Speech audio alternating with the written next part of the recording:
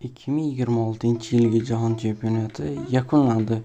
Endi esa eng qiziq savol: qaysi o'zbekistonlik futbolchilar Yevropaning top 5 chempionatiga o'tishi mumkin?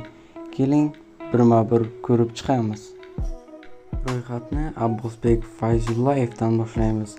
Mundialda O'zbekistonning tarixdagi ilk Jahon chempionati golini urgan Abbosbek transferi bozordagi narxini keskin oshirdi. Uning qiymati 7 million yevrodan 15 million yevrogacha ko'tarilishi mumkinligi haqida baholar paydo bo'ldi. Hozircha rasmiy muzokaralar e'lon qilinmagan, ammo futbol ekspertlari uni Sevilla, Real Betis, Eintracht Frankfurt, Wolverhampton va Brighton kabi yosh futbolchilarga ishonch beradigan klublarga mos nomzod sifatida tilga olishmoqda. Bu klublar hozircha taxmin variantlar, ammo uslubi ularga juda mos keladi. Shaxsan o'zim Abbosbek Fayzullayevni Ispaniyaning Villarreal klubida ko'rishni xohlardim. Ikkinchi nomzod esa yosh iqtidor Behruz Karimov. Mundialdagi ishonchli o'yinlari bilan ko'pchilikni hayratga qoldirgan. So'nggi xabarlarga ko'ra, unga Fransiya va Angliyadan qiziqish bor. Eng ko'p tilga olinayotgan variantlar Strasburg va Chelseaning Bluko tizimi.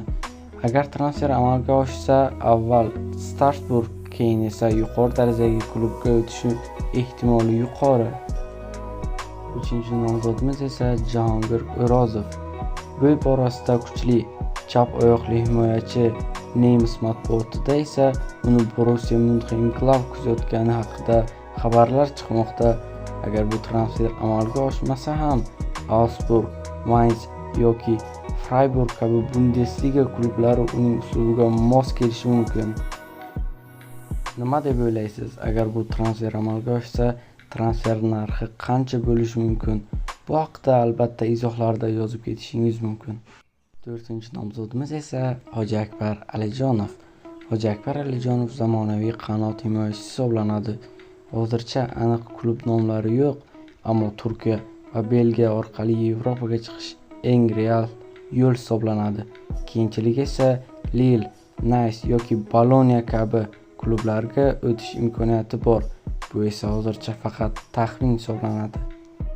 Beshinchi nomzodimiz esa Oston O'runov.